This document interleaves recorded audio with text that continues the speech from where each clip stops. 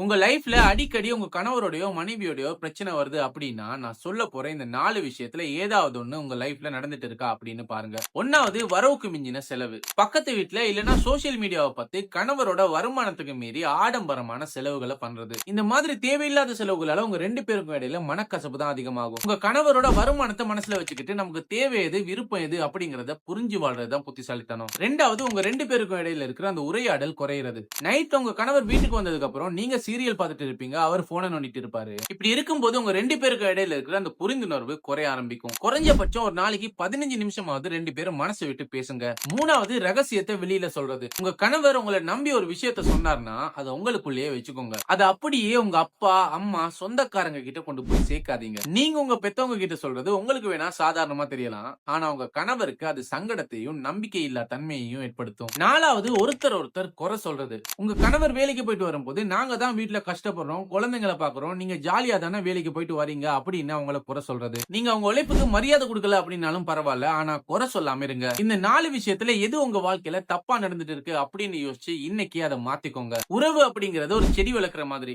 அன்பாலையும், புரிதலாலையும் தான் அது வளரும். இந்த வீடியோ பிடிச்சிருந்தா உங்களோட கணவருக்கோ, மனைவிக்கோ இத ஷேர் பண்ணுங்க. அப்படியே நம்ம சேனல மறக்காம ஃபாலோ பண்ணுங்க.